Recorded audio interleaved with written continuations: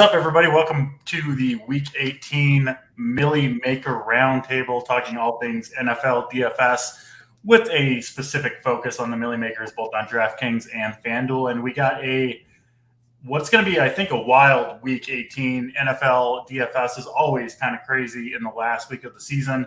It's become more so, I think, with the addition of the additional week. We've got more teams that have been eliminated, more teams that kind of have their spots secure. And then, of course, with the tragedy that occurred between the Bills and the Bengals, mixing things up, right? A whole new scenario that we've never seen in the league before.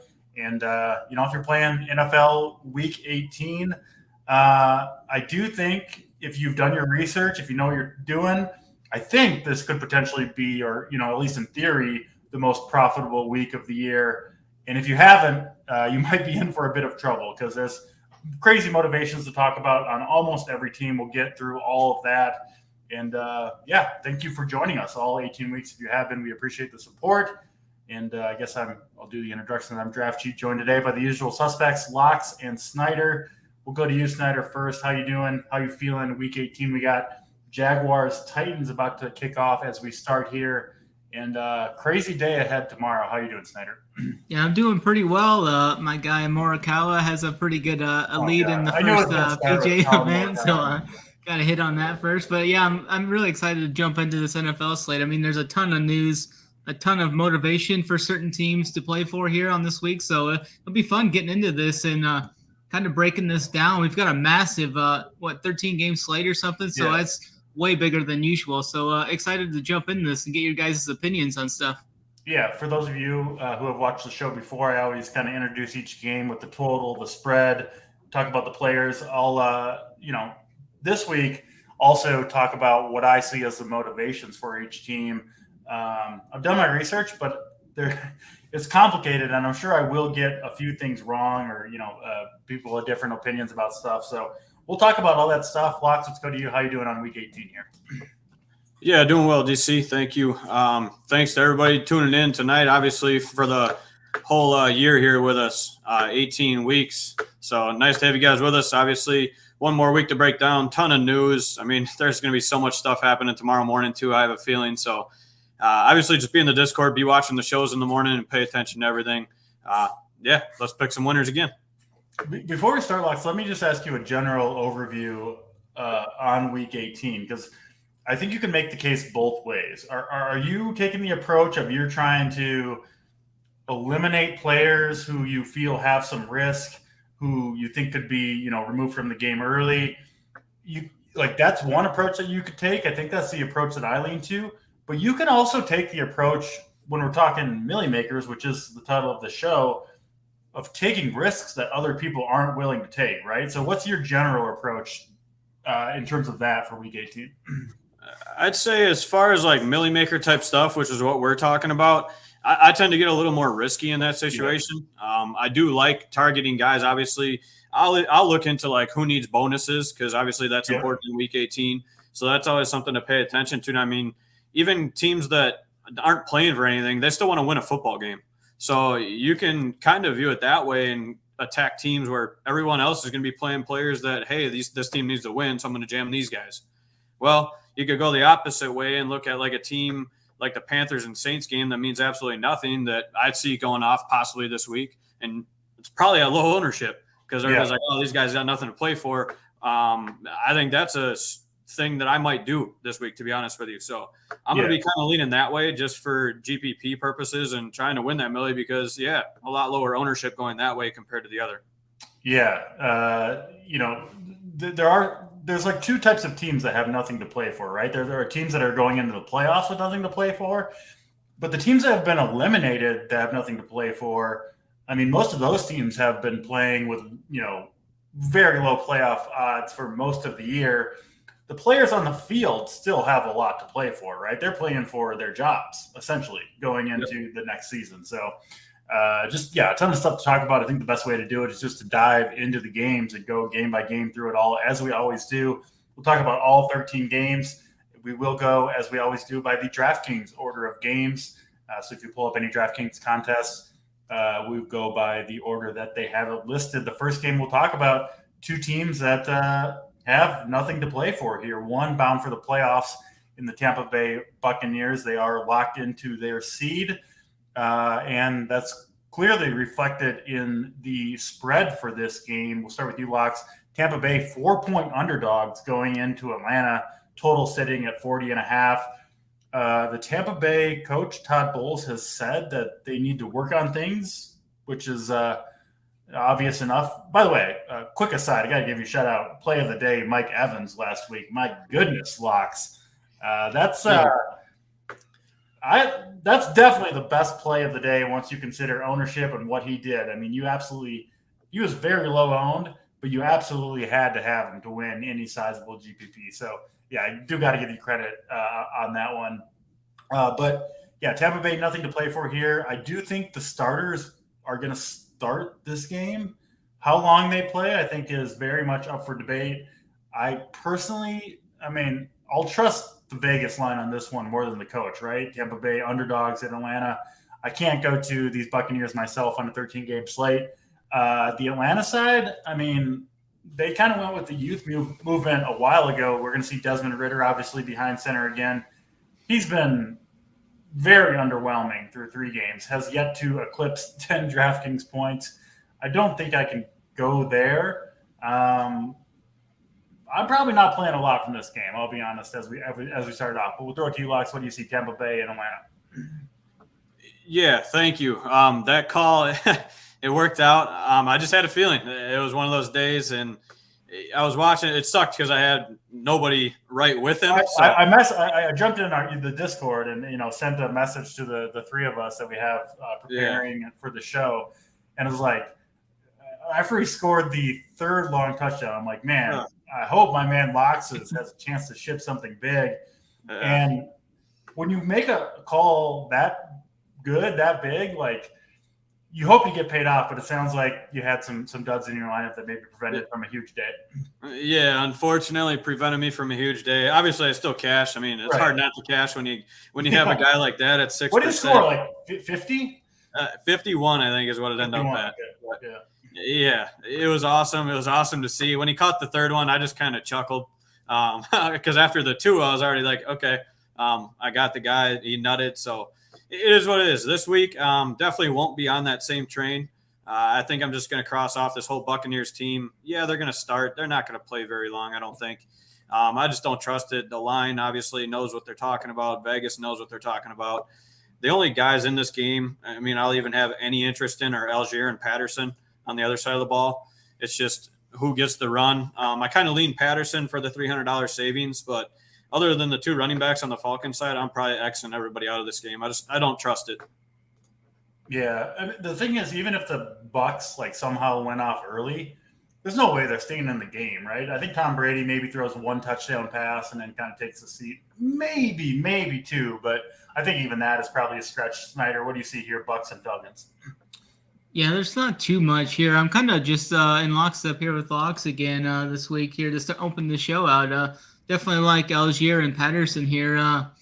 Patterson had, I believe, 15 touches last week, 9 carries and 8 targets. He caught 6 of them, I believe, in the passing game there. He's always got that huge upside coming out of the backfield there, 5,300. I'm actually looking at some of these cheaper running backs this week because I want to spend up for some of these stud receivers and such. So looking to save money at the running back position. So both of these guys are right in my dead aim here. It looks like Algier is going to be the more higher owned one. I'm even seeing Patterson 5% ownership maybe. So definitely have interest in Patterson there, and Algier as well. He's getting a lot of work too. So just mainly going to be those 2 running backs for me here in this spot. I'm not going to play any of the Tampa Bay guys. They really don't have anything to play for here. I don't think they're really nothing to play for. Literally nothing. Yeah, put much into this. I mean, maybe I could go to a Drake London if I'm looking at a cheap receiver. He's under 5K still.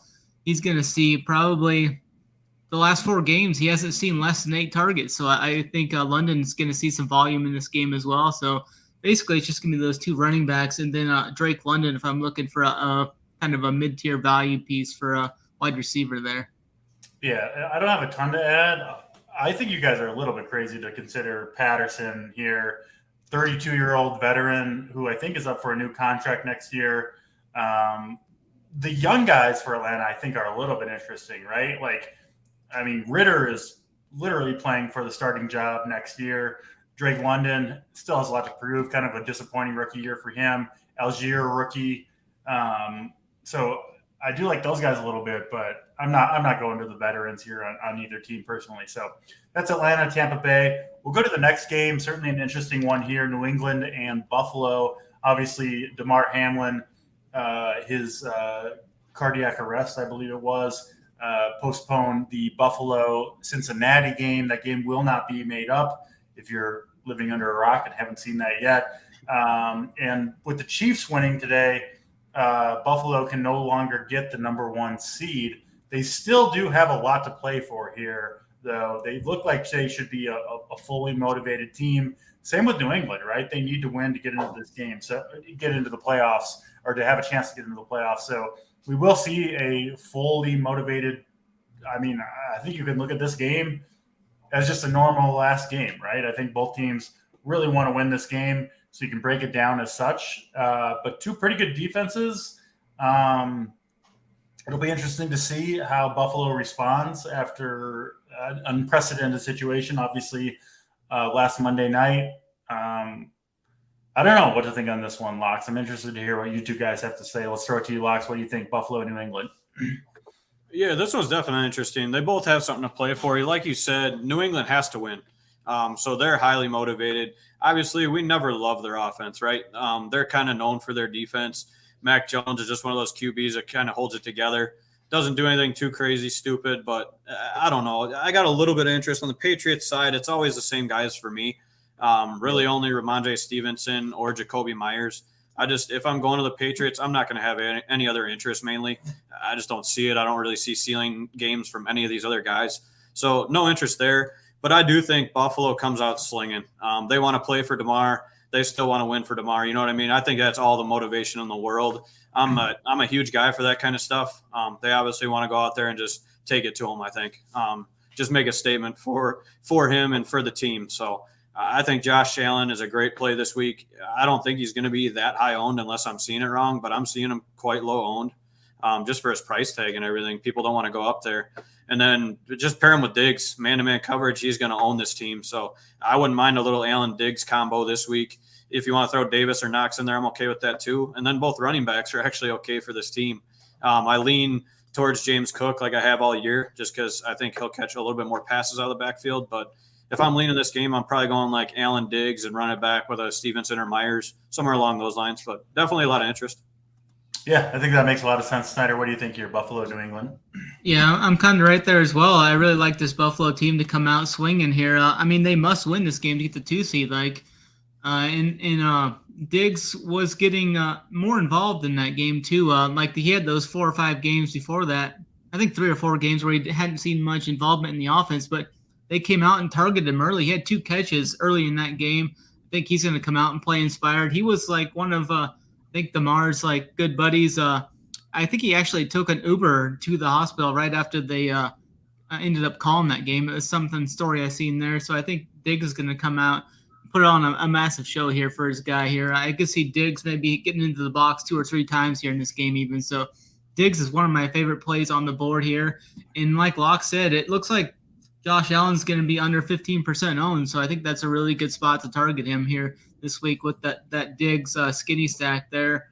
And if I was going to look at the running backs too, I do also agree with the James Cook over Devin Singletary. You get an $800 discount there. I think Cook has a more explosive upside too. So that's where I'll be looking to go there. Dawson Knox, his price tag's kind of creeping up there a little bit. He's up to 4,200 now. He was kind of in that high 3K range for a while, but it's not too bad. I could pair him up if I need a tight end there too. But mainly, I'm really on Stephon Diggs here in this game. He's probably one of my top two plays on the slate here this week, I think. Yeah, I have no problem with that. I do just have a sense that this game is going to go one of 2 ways, either kind of a low-scoring affair or the Bills are just going to go absolutely crazy. I don't know which one it's going to be, but if I'm playing Josh Allen, I'm probably double stacking him, I think, with both Diggs and Gabe Davis.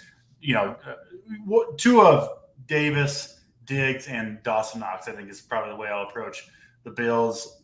And then obviously if you're going that way, you want the run back. Jacoby Myers is in there. I think he's fine.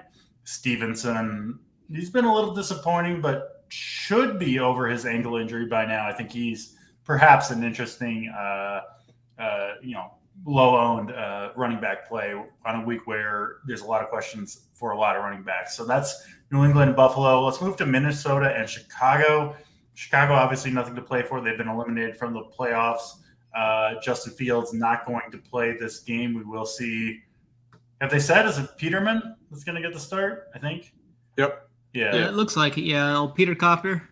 Yeah, I don't think anyone's – I hope people aren't considering Nathan Peterman here, although matchup is pretty good against the Vikings. Vikings are in an interesting spot where they're probably going to hold on to the 2 seed, right? I think is where they're at. They need a win and San Francisco lost to get the 2 seed. They can't go any worse than the 3 seed. Probably the 3 seed for the Vikings because the 49ers play the Cardinals. They're likely to win that game. Vikings coach has said what he said, that they're going to play their starters, obviously, but they're looking for opportunities to rotate them in and out, which anytime a coach is willing to say that they're willing to, get the starters out of there if given an opportunity, makes me hesitant. So I don't think I'm going to the Vikings here. Justin Jefferson coming off crazy. I can't believe your Packers shut him down, Lox. I didn't see that actually happening, but they sure did. 1 catch for what, 5 or yeah. Jair stuck to his word, I guess. Yeah, crazy. I'm personally fading Minnesota here on a 13-game slate, and I don't see going to a lot of the Bears either. I still think the Minnesota defense is going to play hard, and they're not a good defense, but against the Bears, they can probably get the job done. I don't see a ton here, Snyder. Talk to me, Minnesota and Chicago. Yeah, I really don't see much at all here. If you want like a cheap dart throw, you could look at Jalen Naylor. He's stone min 3K, had 3 catches for 89 yards against the Packers. Had that long catch, like 47-yard touchdown, I think it was maybe, but I think that was towards the end of the game. But if they do kind of bring their guys up, maybe that's a guy they kind of work into the offense for 3K stone min. You got Justin Jefferson. He's relatively kind of close to that record at 9,100. I don't think so. Yeah. Unless he comes out and like goes for like 85 yards in the first quarter, maybe they kind of push him there, but I don't think that's likely at all though. So I'll probably be off of this game for the most part. I think maybe I'll just mix in that Jalen Naylor some in some MME, but I really don't have much interest in any of these guys here. I just don't trust the Vikings coaching staff here. I don't really want to target this Chicago team without Fields either. The Naylor call is interesting. He was extremely productive at Michigan State. Snyder, you're the college guy. I'm sure you saw some of that. But I'm looking at his numbers. I mean, yards per reception, target share, dominator rating, those types of things. He was good. So he looks like he can play. I don't think have the Vikings wide receivers had an injury all year long. I'm not sure. Jefferson hasn't missed a game. I don't think so. I don't think Thielen has missed a game, and I'm not even sure Osborne has missed a game.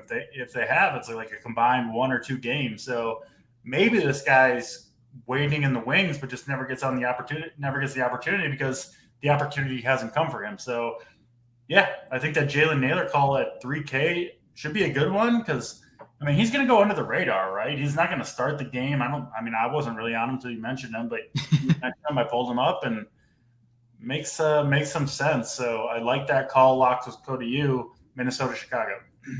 Yeah, I think I'm going to view this one a little bit different than you guys. I think they're playing the early game. San Francisco's in the afternoon. I think they want to try to win just in case. Anything can happen. The 49ers. Not to cut you off, Lox, but you do see in general when teams in the NFL have a chance, they play their guys, right? Yeah.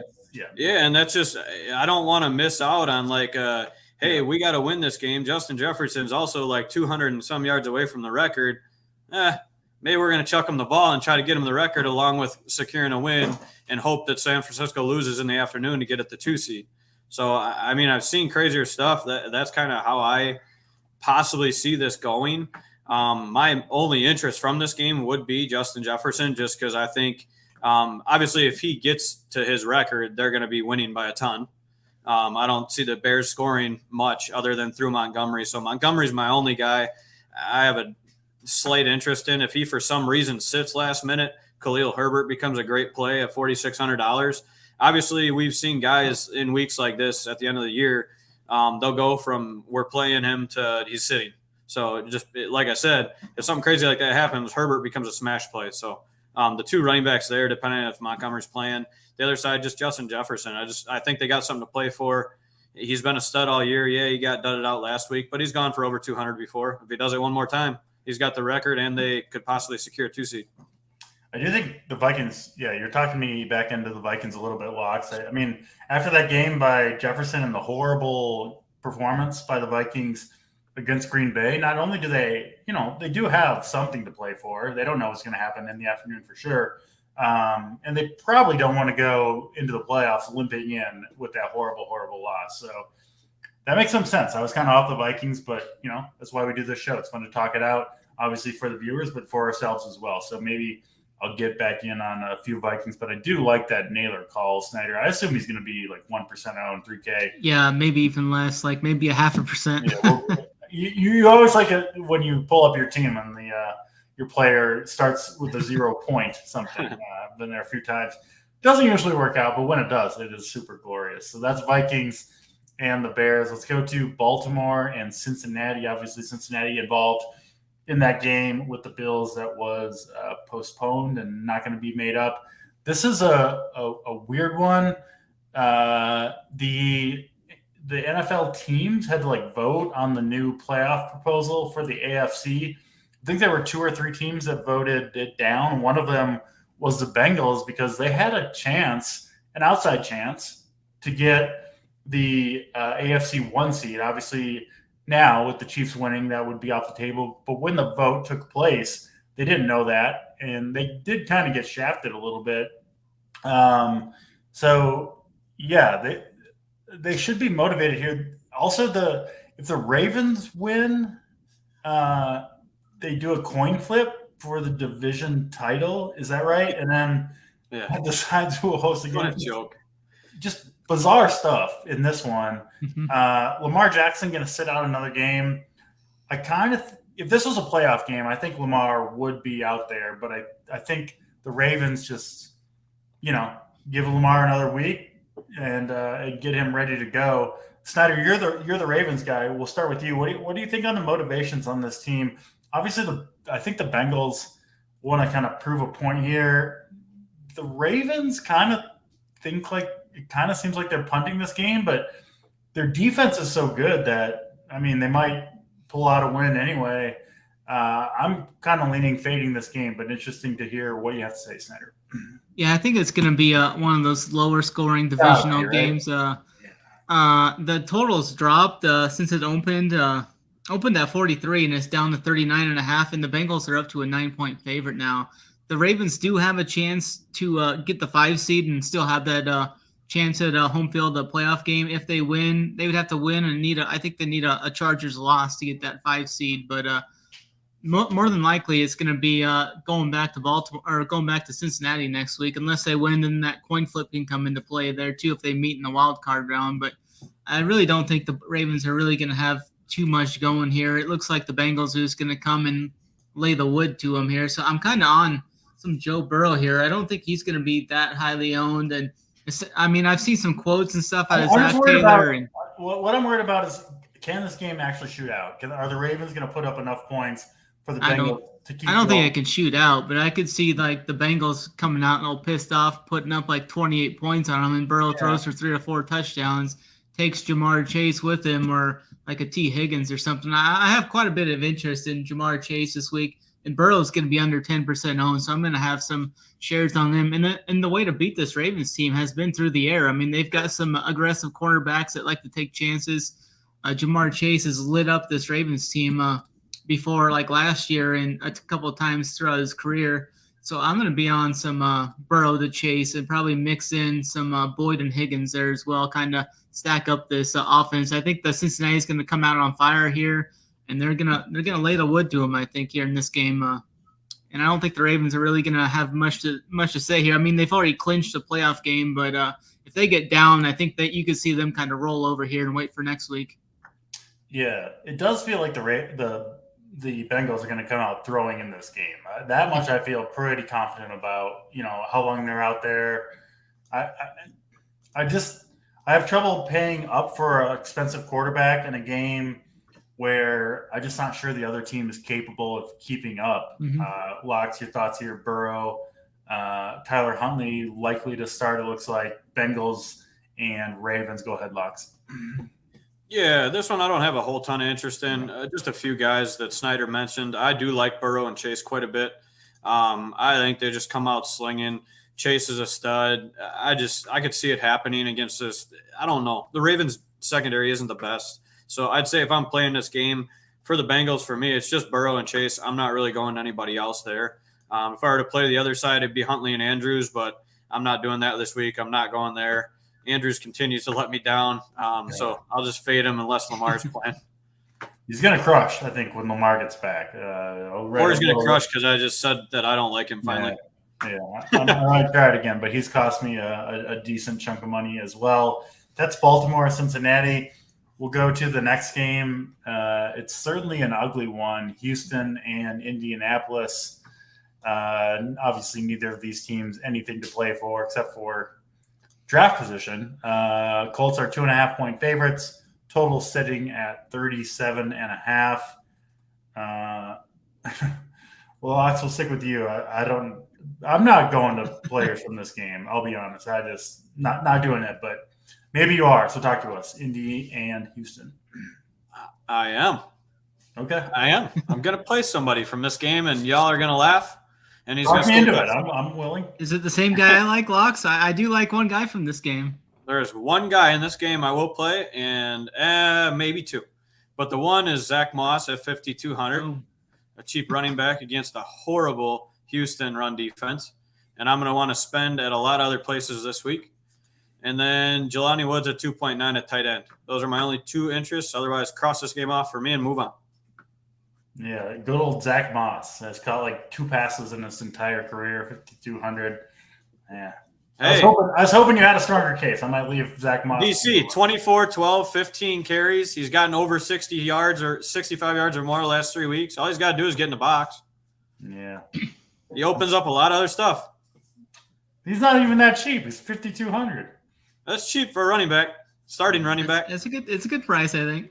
Maybe I'll dabble. SNYDER, your thought? Zach Moss. Okay, I like Zach Moss this week. He's averaged right around just over 5 yards to carry his last 2 games too. I think he's going to get the workload here. I mean, Indianapolis really doesn't have much to play for here. Jeff Saturday loves to run the ball. They're going against the worst rush defense here at home in the Dome. So yeah, I've got interest in Zach Moss here. Probably that's it for me in this game, but I do have quite a bit of conviction on Zach Moss here this week at only 5.2K to help spend up other words. No, I'm not playing him. You guys gonna have Zach Moss. Player soldiers. Jump in, DC. Perfect. I literally just X'd him out of my player pool. You guys have all the fun with Zach Moss. I'm sure I'll eat that one on the chin when it's all said and done. But that's all right. We'll go to the next game. New York Jets, Miami Dolphins. Dolphins can still get in, right? They need a Patriots loss. Is that right? And a win here.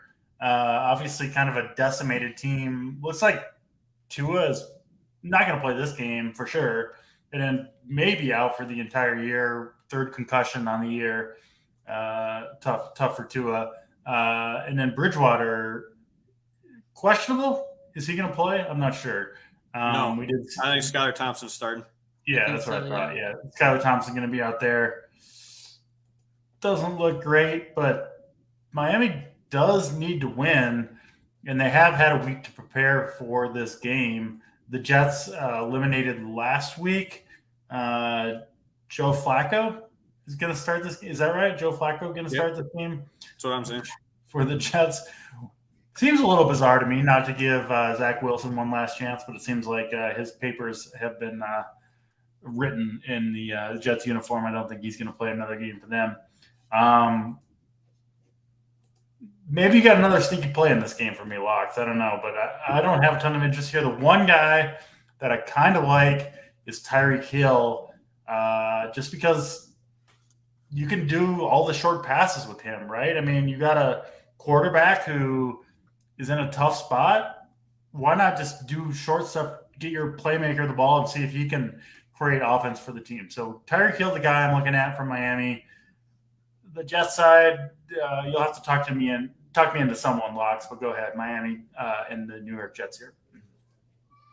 So on the Jets side is where I'll start. With Flacco starting, I would generally say I don't like any Jets here in this spot, but he started the first 3 weeks of the season. The guy I have interest in is a $3,400 Elijah Moore. When Flacco started, we saw 7, 5, 10 targets for Elijah Moore.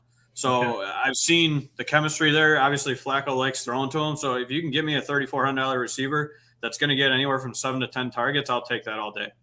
That opens up a lot of spots for me. So definitely my main interest there in the Jets side. Otherwise, I'm totally fine scratching that whole team.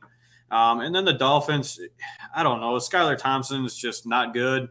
I have a feeling if he sucks, Bridgewater might even come in because he cleared protocol. He's just backing him up. So we could see both quarterbacks from what I'm seeing.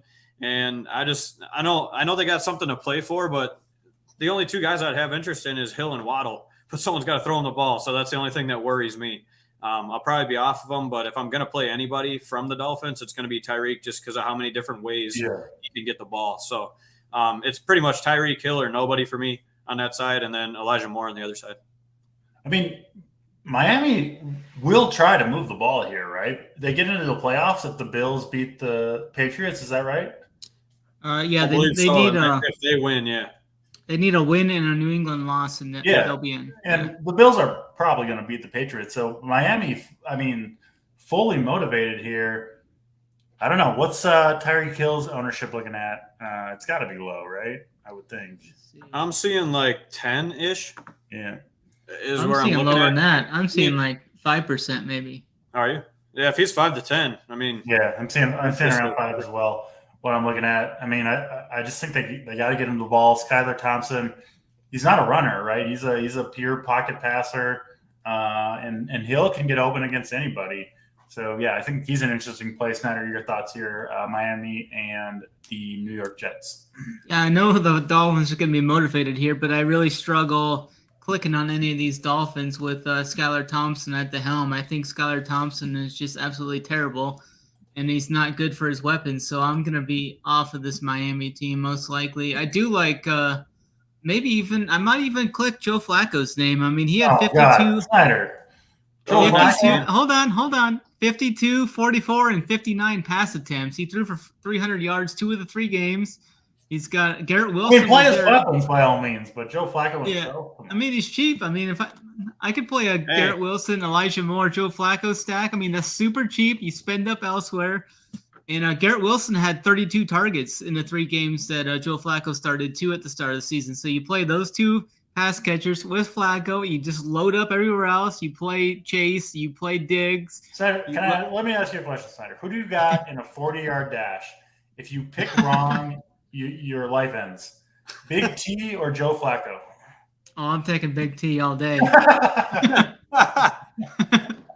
But I mean, this Miami defense really doesn't scare me from a pressure standpoint. They've only had 3 sacks, 2 sacks, 2 sacks in the last 3 games. I don't think they're going to do much. I mean, they're averaging like just right around 30 points, giving up a game on defense here over the last 5 weeks. So I think the Giants in this nice weather are going to be able to throw the ball around, and Joe Flacco plus those 2 pass catchers really open up a ton for you. I mean, you can pretty much do whatever you want. You can get some studs in there. So I'm going to play some Flacco in a Flacco double here. Talk some sense into Snyder for me.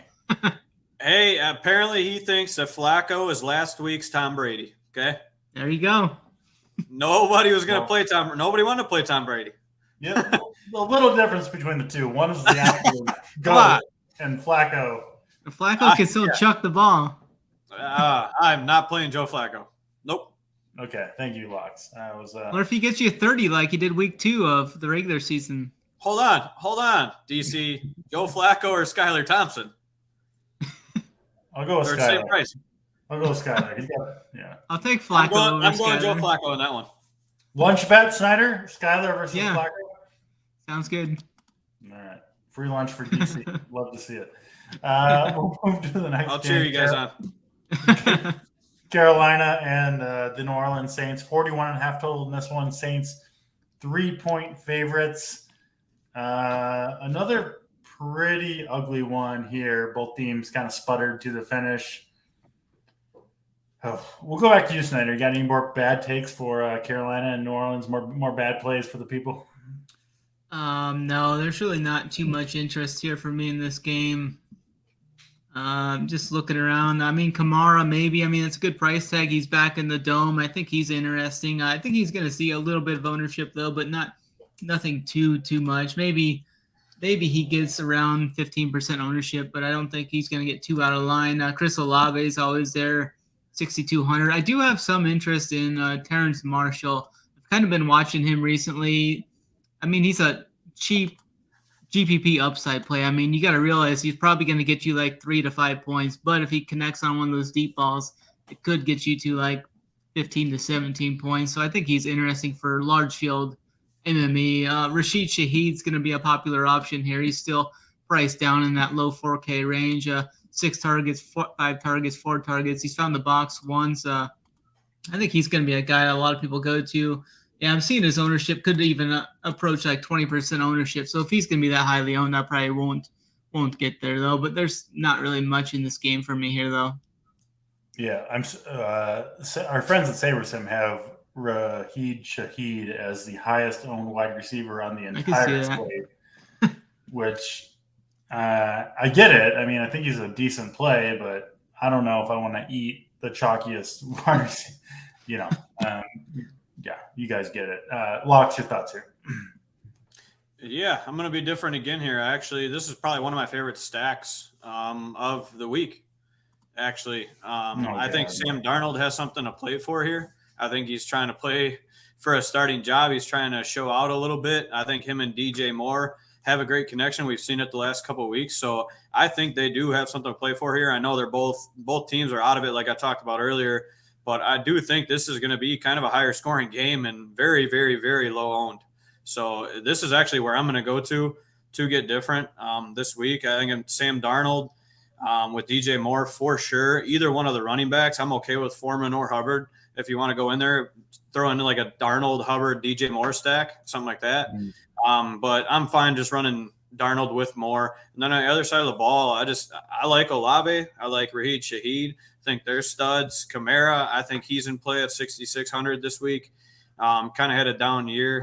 I could see him busting out here against a terrible Carolina rush defense too. A lot of, I guess, conviction in this game because I could see a lot of these pieces and a lot of super low-owned guys that could go off for us. It's interesting. You're talking me a little bit into it, Locks. Two teams that, not much to play for, but the players themselves do, and a lot of cheap options here. We saw Carolina, Locks, maybe this goes into your take, run the ball a ton when they were trying to secure the playoff spot, right? Which made sense for them. Now that they're out of it, is there a chance they kind of change course and just see what they have in Sam Darnold and some of these wide receivers? Just reading the tea leaves, I'm guessing that's kind of what you're going for here. Yeah, that's kind of what I'm thinking. I mean, Sam Darnold, obviously, we don't know if he's for sure locked up a starting job or not, So I think he has something to play for here, and he definitely does. That's saying something. And DJ Moore, we've seen what those two can do together. I mean, I'm fine with like Terrace Marshall or Shi Smith too, any one of those guys because he's going to be chucking, but that's just my preferred option there. I like it. Carolina, New Orleans. Let's go to Cleveland and Pittsburgh. Another game that is certainly projected to be lower scoring. Cleveland is out of it at this point. They are 2.5-point underdogs to the Steelers, who are technically still alive, but I think a very, very long shot to make the playoffs. But still, if you got a chance, last game of the season, obviously you're going to go all out for it. 40.5 total here. We'll stick with you, Locks. What do you see, Steelers and Cleveland? Yeah, this one's tough for me because these Steelers and Browns games, it always seems like when they can be high scoring, they end up 9-6. It's just one of those division rival games. These AFC games, the AFC North, man, like when they get in the second half of the season, they never go off. It doesn't seem like. I know, and it's like even when they're in good spots. So really, for the way I see this game going, I think it's going to be a ground and pound kind of. Actually, looking at it, I'm not going to chase Amari Cooper. He has looked very good with Deshaun Watson in there the last couple of weeks, but I'm not going to chase it. I think my only interests here are really Nick Chubb and Najee Harris. I don't have a whole lot of interest in Chubb. He's just my one from that side that I'd choose. My main interest in this game would actually be Najee Harris at 6,100.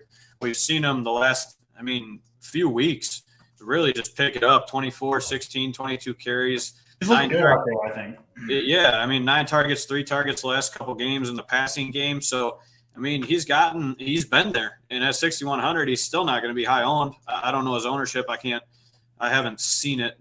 Can you guys find his ownership at all? Yeah, I'll pull it up here. Right around 20%, it looks like. Is it going to be that high? Yep. It's going to be 15 to 20. I would think it's kind of getting steamed up a little bit too. Yeah, if that's getting steamed up, I might veer away a little bit. But just with how much I like him this week, I'm still okay if that's a guy you land on. I think he's a great play regardless of his ownership this week. Yeah, makes sense there. Tough game here, Snyder. You see anything you like between Cleveland and Pittsburgh? Not too much here. We saw Amari Cooper kind of break out last week with Deshaun Watson. I think that's interesting. He finally had a decent – he only caught 3 passes, though, but he had that one long pass, a couple touchdowns on those 3 catches to kind of break the myth of the road splits there. Back on the road here again against a motivated Pittsburgh team. This is going to be an incredible pass rush against these guys, so I don't really see too much. I'm kind of right there with Locks, maybe some Najee Harris at 6,100. The volume's been there the last 3-4 weeks, so I think he's definitely going to be right there at around 20 touches again this week. Jaylen Warren's a guy who still did pretty good last week at 4,400. He still saw 12 carries for 76 yards, a few catches in the passing game too. So I think he's interesting if you want to throw him in like in MME for like a cheap guy. I think he could get you possibly 15 points or something. But Pat Freiermuth is going to be probably my favorite tight end on the slate this week. He's under 4K. I think that's criminally underpriced. The targets have been there all season long. I expect him to get around 7 to 8 targets again in this game. So I'm going to be heavy on Pat Freiermuth. I know he's going to be fairly popular, probably the most popular tight end maybe, but I'll just try and get overweight on his ownership if it decreases like 25-30%. Yeah, makes sense. That's Cleveland and Pittsburgh. We'll move on to the next one. Another interesting game. You can use a lot of adjectives to describe some of these, but Philadelphia and the New York Giants. Obviously, Philadelphia have been missing Jalen Hurts for the last 2 weeks, right? Yeah, missed him in week 16 and 17. It does look like he is ready to go in this one against a Giants team that has literally nothing to play for. Their coach, Dable, has already said they will do what's in the best interest of the Giants. And what seems to be in the best interest of the Giants, to me, Locks, is to rest anyone that you can, right? They can't move their seating, I don't believe. So, yeah, the Giants just punting this game, getting ready for the wild card weekend. The Eagles obviously need to win this game to retain the 1 seed, but it should be relatively easy work, you would think, against the Giants' backups, right? The Giants aren't that great of a team anyway. I don't know. I can see this game going a lot of different ways. It does seem like the Eagles will run away with this game when it's all said and done. What are they, 14-point favorites, something like that? Pulling it up now. 16.5, I think, is what I'm seeing. I think it's up there, yeah. So total sitting at 42.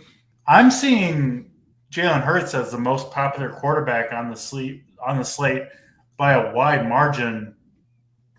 That makes me nervous, man. The Giants, are they going to put up points? Are the Eagles going to pull Hurts early if they get out to a big lead? Like, I know they got to win this game, and maybe Hurts does some damage early, but I don't see the Giants offense doing much of anything. So I don't know. I'm not going to eat. I love Jalen Hurts, but with a hurt shoulder that was bad enough to miss 2 weeks, and now he's the chalkiest quarterback on the slate. He's not super cheap. I mean, he's not cheap at all. He's very expensive. I don't know. I'm not on this this Philadelphia attack. I know they'll probably put up some points early, but I could see it. All right, definitely think it will fizzle out in the second half. Lox, to start with you. What do you see? Philadelphia and New York Giants. Yeah, with this one, I'm kind of with you. I don't know if Jalen Hurts is going to be the highest freaking owned quarterback. There's no chance I'm going there. I mean, I think this is one of those games we've seen it multiple times throughout the year. They're going to get out to such a big lead early in the first half. I think that even throughout the season where they're not coming into the playoffs and not with Jalen Hurts, they lay off the gas pedal in a huge way. Right? Yeah, exactly. And I think they're just going to be up big right away. Yeah, I mean, he can still get you some points, but he's not going to have a ceiling in this game, in my opinion, just because they're going to get such a big lead. It's not going to matter. They're going to pull him out. Miles Sanders will still run the ball quite a bit, and then they're going to pull him out. So I'm okay if you want to play like Hurts, Sanders, and A.J. Brown. I'm okay with that because those are the guys that can get there quickly. But it would only be in the first half. If you think they're just going to come out and pound him in the first half, there you go. Actually, on the Giants side of the ball, I do have a little interest in Matt Breida at 5,000. I'm interested in these cheap running backs that are going to be the starting running backs and getting all the work this week. Like I talked about earlier with Zach Moss, I know you laughed at that one, but I got a lot of interest in Matt Breida here. Matt Breida, I can get behind. So those are my two of my favorite running backs. I still have another one that we'll get to in a little bit. But that's going to work. That's where I'm spending my money running back. I can see a game with him. He's going to catch balls too out of the backfield. So probably those three guys on the Eagles side, Matt Breida, and that's it. But not a ton of interest in the Eagles at all, just because I think they blow them out. That makes sense. I'm kind of with you for the most part. Snyder, we'll go to you. My question for this game for Philadelphia is if this game goes like it should go, which is Philadelphia getting off to a big lead, Giants not giving a shit, right? Getting ready for the first round of the playoffs. Philadelphia still has to run plays in the second half. And those are mostly going to be handoffs to the running back. Who's the back that takes those handoffs? I think it's Byron Scott, right? I mean, Boston Scott, rather. I mean, it's not going to be Gainwell. He's their pass catching back. It's obviously not going to be Sanders. Could we see Boston Scott get 15 carries in the second half? At least seems possible. Another guy that's going to be, 1% owned. Yeah, it's definitely interesting. It's a good point there. I do think the Eagles are going to roll over these Giants fairly easily here. The crazy thing is seeing Hurts ownership so high, and then you look at like A.J. Brown and Devontae Smith, and nobody wants to play him. I mean, their ownership is absolutely I don't get why people are piling on Hurts here. If you want to play Hurts, I say you stack him up with those receivers, like single stack or double stack. I mean, that's the way to get different if you want to play Hurts. You'll get like Devonta Smith at like 2% ownership, I think, this week, and you'll get A.J. Brown probably around 5%. So I think that's kind of the way to stack this up if you want to. I do have quite a bit of interest in Miles Sanders here, under 6K. He torched these guys the last time they play. He put up 31.5 points against them, averaged just over 8 yards a carry, had 2 touchdowns, 144 yards. So I think Miles Sanders is a guy that they could lean on here to kind of keep Hurts kind of fresh here going into the playoffs. Just kind of work Hurts back in to get him back into the motion and everything. But I definitely like Sanders quite a bit here, and I'm gonna have some interest in Boston Scott there, like you had mentioned there. I think that's definitely a sharp GPP option there at 4,200. That alone allows you to spend up a lot elsewhere as well. That's a good call. Yeah, I kind of like the Boston Scott call, and that's one of the points of the show, to talk through things, see if we can uncover any hidden gems, and maybe Boston Scott will be one of them, because if the Eagles are winning, like I said, they still got to run plays, right? And I think it will be Scott out there, assuming I'll be careful to watch if there's a fourth running back behind Scott active, right? Because if there's someone behind Scott, then that would probably be the guy that would get it in garbage time. So those are the kinds of things you do need to watch in week 18. But that's the Giants and the Eagles. Let's move to the Cowboys and the Commanders. Commanders eliminated last week. I'm sure you guys saw the video where Ron Rivera didn't know that was possible. I mean, not that it would really have changed things, right? They were trying to win the game anyway. I don't think it would have changed how he coached, but it's still crazy that he didn't know that. Just maybe he would have pulled Wentz out or something. I don't know. Yeah, I mean, he obviously started Wentz thinking they had that was bizarre in and of itself, right? I mean, to me, I know Heineke's not great, but I don't know. The dude just is a winner more than Wentz, but we won't dwell on that. The Cowboys do have a decent amount to play for. They're actually still live for the number 1 seed. They could also get the number 2. They're currently sitting at number 5. They would need kind of miraculous stuff from Philadelphia and the 49ers to move up, but stuff happens. So I don't know if you guys have seen stuff from Cowboys coaching on how they're going to approach this game. Locks, we'll start with you. Cowboys, Commanders, what do you see on this one? Yeah, this one's interesting depending on how you view it. I mean, they're all playing at the same time, those 3 teams. So it's not like they're going to know ahead of time, hey, we don't have a chance at the 2 seed anymore. So I don't know. The Vikings game doesn't affect them at all. The Vikings game earlier in the day. Yep. No, it doesn't. No, it doesn't. Cowboys are either 5, 2, or 1. Vikings are either 2 or 3. So okay. the Cowboys can only move up if the Eagles or 49ers lose. I believe if they both lose, they get the 1 seed if they win. And then if Okay. Yeah, so I mean, for me, I think the Cowboys do have something to play for. If those other 2 teams played earlier than them, then yeah, we'd be talking something different. But I think they're going to be out there playing. They're not going to have an answer. We're going to, hey, we got to win this game, guys. And they're going to go out swinging. They're going to try to win the game. Prescott, CeeDee Lamb, my main points of interest. I'm fine with either running back. Like I've said all year, only running back duo that I'll play, either guy.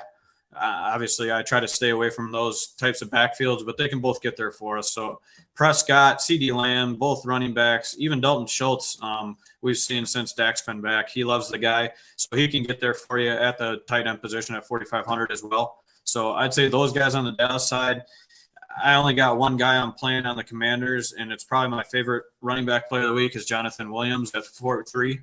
So just like the last 4,200 guy, he opens up so many things. They only have 2 active running backs at all, and this guy was already getting some backup reps behind Robinson. So I love Jonathan Williams this week. He's probably for sure going to be in my core. $4,300 for a starting running back, getting all the work. I like it, so that's where I'll go there. Yeah, I played Robinson last week, who I do think was a good play. I mean, he got 18 carries in the first half, and then he hit a bunch. They fell behind. He didn't get in the end zone, didn't work out. But I don't regret the play in terms of the process. But yeah, Jonathan Williams was out there stealing the passing down snaps from Robinson, which I didn't necessarily anticipate. They activated Jarrett Patterson, right? The active team. So yeah, they've got 2 running backs. One's 4,300, one's 4K. So yeah, it's hard to hate on one of the 2 is going to be out there on every snap. I do think it'll be obviously Williams that gets the majority of the work, but I don't know. I mean, he's 29-year-old journeyman. Like, I don't think he's by any means the future of the Commanders running back room. So I'm a little nervous there, but he's cheap enough where I do totally get the play. What do you see here, Snyder? Commanders and Cowboys.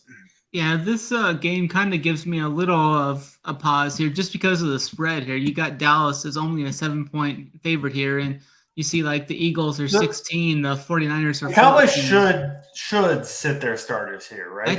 I'm kind of wary about that because I think they would be like a 10 to 14 point spread here if they were going to go all out like the other 2 teams are. Yeah. So and they're playing a first time quarterback in Sam Howell, so they don't really have much to play for. So I'm kind of wary. I'm gonna probably sit out on the Dallas side there. Let me cut you off. Lox, you got something you got on your mind? I really don't think they're gonna think we got nothing to play for. I mean, it's a big difference of which teams they play against the next round. Mm-hmm. I don't think they're gonna be like, oh, I don't care who we play. Let's just take the 5 seed. I don't see that happening. That's just me. That's just my personal opinion. Yeah, I hear you. Yeah, go ahead, Snyder. Yeah, for sure. I definitely get that for sure. I think Jonathan Williams is an interesting play there for sure. I think he's going to get the ownership, though, probably 20-25%. So that'll be a decision point for me tomorrow morning. Jarrett Patterson's there too at 4K. Sam Howell to Jahan Dotson, maybe. That's always my guy there. I think what's his name? His old college teammate is there too. Dimey Brown. I don't know if he's going to be active or not, but those two played college football together, so that's something interesting to put in there. But I don't think I'm going to have too much interest in this game, though. I think I'm probably just going to be off of this game as a 40-point total. I don't really trust either of these two teams too much, and I'd rather go kind of elsewhere. But I do think that Jonathan Williams is a really good value option on the slate. Yeah, I like that call, Snyder. Dimey Brown at 3K. I do like that call. Yeah, it's interesting. Yeah, they played college ball. Maybe they still have a little chemistry there together. So that's kind of interesting for a large field. Absolutely. There will be some relatively unknown players that pop off in Week 18 on Sunday. There's just no question about that. If you can nail those couple guys, I'm writing them down as you guys talk about them. Mix them in if you're playing a bunch of lineups like many of us are in the Millie Maker. Let's move on to the Chargers and the Denver Broncos. Obviously, Broncos, nothing to play for here. I'm not going to a lot of those guys myself. The Chargers are in an interesting situation where they are kind of unlikely to have significant motivation for this game. Their coach seems aware of that. So they can clinch the 5 seed with a win. Their coach has said that it's kind of a case-by-case situation whether or not they play their guys. Your thoughts here, Locks, on the Chargers situation, and then obviously Denver bringing it back as well. Yeah, this one's tough to call. I didn't quite hear. Where did you say the Chargers can or can't improve? So the Ravens play at 1. If the Ravens lose, which seems pretty likely, right, against the Bengals, then I believe the Chargers have nothing to play for. Is that right, Snyder? I see you. Yeah. Okay.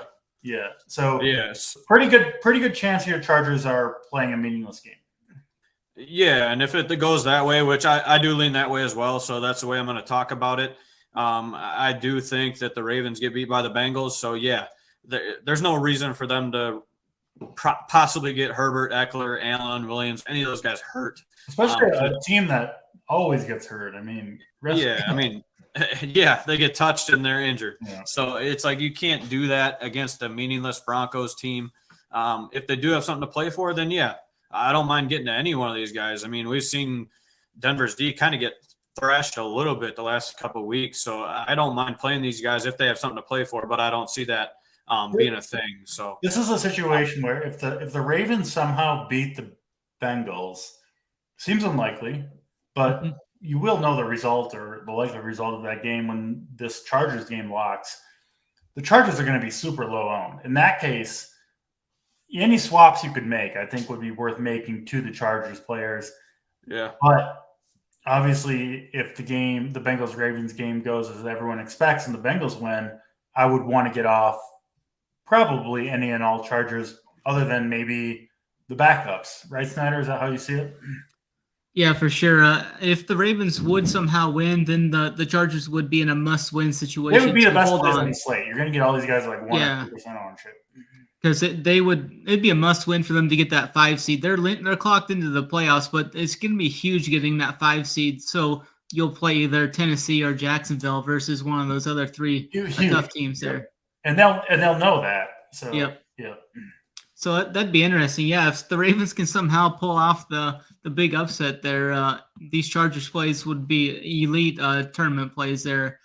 So keep an eye on that. But I do have some interest in kind of Russ Wilson here maybe this week. I haven't played him at all this season, but they finally fired that dusty coach there last week, and he actually looked pretty good last week. So I think Russ and Cortland Sutton are kind of interesting here. Sutton's under 5K, so I've got some interest in him. Jerry Judy's kind of up there a little too much for me at 6'3", but I think Cortland Sutton and Russ is interesting for a stacks there. Maybe we could go to a little bit of Albert O there too at 2,900. Russ seemed to look at him quite a bit last week. 6 targets, 3 catches, and a touchdown. So I think that's interesting as well. He likes his tight ends. I mean, we saw Dolce have some big games.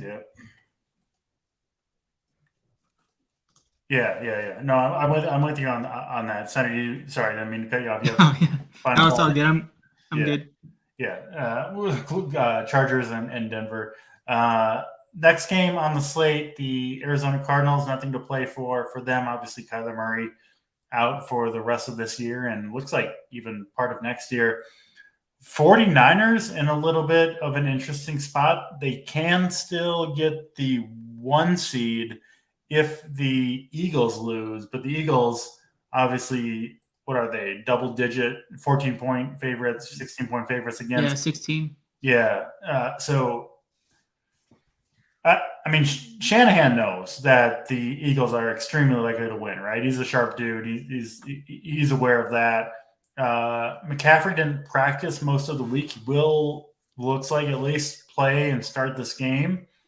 But I do think the 49ers and Shanahan will be scoreboard watching in this one, maybe a little bit. And if the Eagles are up, I don't know, 10, 14 or more points at halftime, I do think the 49ers are going to lay off the gas, get McCaffrey out of there. Brock Purdy, I mean, maybe stays in. It's really hard to say, but yeah, I don't know. I'm hesitant on these 49ers for sure. Snyder, Deebo Samuel back. I mean, maybe they want to see what he has. It's a very, precarious, difficult spot for the 49ers.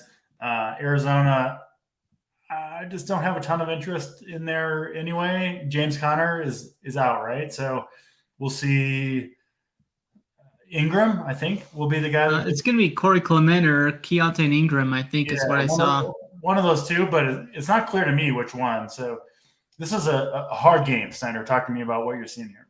Yeah, definitely. I think this is a spot maybe I could see Brock Purdy getting some work here as pass attempts went up last week. I wouldn't be surprised if he plays the entire game regardless. Yeah, I think that Shanahan could try and put Purdy in some situations, kind of get him ready for the playoffs and such. So I think that's interesting. They're kind of Super Bowl, and Brock Purdy's got to lead them there. So I think they want to get him game reps. I really do. Yeah, definitely there. I don't think I'll get to McCaffrey, though, at that high price tag at 9.3. I don't think they're going to really lean on him too much here in this spot. But I do think Deebo Samuel at 6K is definitely interesting for tournaments. He's got that huge upside there. I think he's underpriced here coming back here. Brandon Ayuk, he's just been one of the main targets that he's been looking at here recently. 12 targets last game, 9 for 101 and a touchdown. George Kittle's right there. I'm not going to have too much interest in here, but I will have a little bit of Brock Purdy, some Brock Purdy stacks and some MME this week, just because I think they could kind of look to – he's a cheap price tag there too, and they could look to kind of get him more game ready for the playoffs and such, put him through some scenarios and stuff. Yeah, that makes sense. Arizona, San Francisco, your thoughts here, Lux? Oh, you're on mute. Oh, Lux, you almost made it. Oh, I almost made it. Sorry, I had kids screaming. I forgot to hit that. You haven't even dropped it, to be honest. You're Yeah, sorry. My bad. To be honest, in this game, I don't know. Brock Purdy, I think they come out playing because they got to play. They got to play for something, right? They're going to get to halftime. They're probably going to see the Eagles are kicking the crap out of the New York Giants. They're going to be like, okay, well, we're in the 2 seed. Let's just coast the rest of this time, or wherever they're at, because they can't move if the Eagles win, right? They can't move anywhere. Right. Yeah, so I think they just pack it in once they realize the Eagles pretty much got it secured. But you can get there. I mean, Purdy and Samuel's probably my favorite go-to. I'm not paying the extra $500. He went up. Ayuk, he went up to 6,800 this week. I'll go down to Samuel in that situation. And George Kittle's reign is over because Debo's back. We see it all the time. Debo goes out, Kittle starts playing good. Debo's in, he gets most of the work. So really Purdy and Samuel for me. No interest in the running backs and absolutely no interest on the other side of the ball. at all. I don't think the running backs can run on the 49ers, and nothing. This offense is not moving the ball. 49ers defense.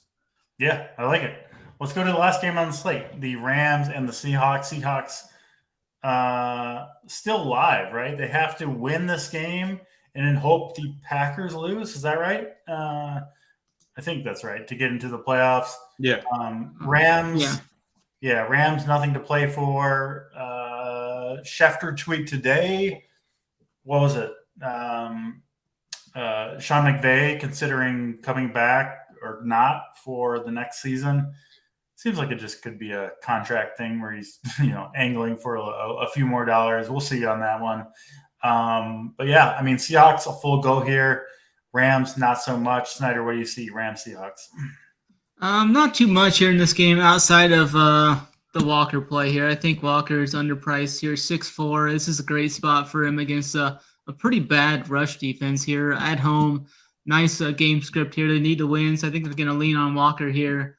So I'm going to be overweight on him probably here.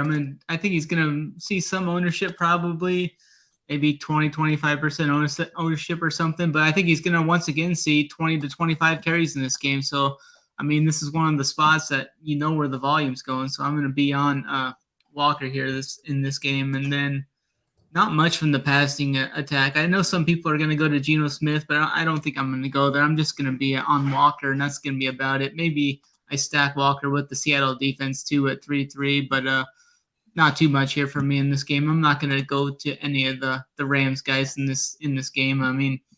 Cam Akers is 6,200 too. I guess you can make a case for him, but I don't think I'm going to get there this week. Yeah, 123, 118 yards the last 2 weeks for Cam Akers, but yeah, he's definitely in play for sure. Yeah, hard for me to get there just on an unmotivated team against a motivated one. Lox, what do you see? Yeah, this game I'm going to pretty much be off of. I don't know why. I don't see a lot here for me. Cam Akers at 6,200, yeah, maybe a slight interest just because of what he's done. But I've already talked about 3 super cheap running backs I have a lot of confidence in. I'm going to spend my money elsewhere this week. I think I'm just not getting up to these guys at 64 and 6,200.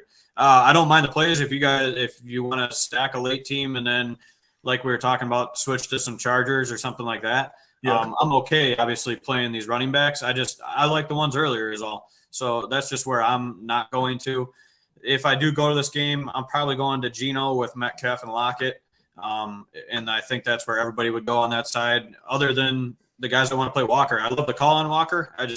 Me personally, I'm not getting there. Yeah, makes sense. Let's get to the plays of the day. That's all 13 games. Snyder, we'll start with you. Snyder's Soldier play of the week for week 18. Go ahead. I'm going to take a guy against my team here in this game. I'm going to go with Jamar Chase. I think Jamar Chase is going to nuke this slate, go for probably maybe even 200 yards in this game and a couple scores. So I'm really high on Mr. Chase this week. Like it. Jamar Chase, the Snyder Soldier. Lox, let's go to you. Your play of the day. Yeah, this week. Oh, it's hard to back that one up. I don't know if I want to call another one. Mike Evans again? No, I'm not going to go Mike Evans. My play of the week is going to be a very cheap running back. On the Washington Commanders, I'm going Jonathan Williams, $4,300, all the savings in the world. He's going to get us in the box. He's going to get us over 100 yards rushing. I like it. Jonathan Williams, the Lox play of the day. I'm going to go to the Miami Dolphins. They need to win this game to have a chance to get into the playoffs. Bad quarterback, but I think that could mean all the better for Tyreek Hill, who I think is going to get a ton of little short passes. I think he's going to be the centerpiece of the offense for Miami against the New York Jets. Should be cheap. And, Tyreek Hill, always a good guy to have in your back pocket for a big game. So Tyreek Hill, the Mom's Basement play of the day. That's perfect. You can play my running back with your 2 stud wideouts. Let's go. Let's build the Millie Maker Roundtable team could get to the winner circle this week. So again, thanks all of you for watching all year long. We really do appreciate the support. If you haven't yet, please hit the like, hit the subscribe on your way out. Of course, we've got big programming coming up for week 18, starting bright and early tomorrow morning with the Off the Chalk and of course the Morning Wood Show. And thanks for tuning in all year long. I think this is our last Millie Maker Roundtable of the year. We'll see. Maybe we'll be back for round one of the playoffs. But for now, that'll do it. For Snyder, for Locks, MDC, we'll check you next time.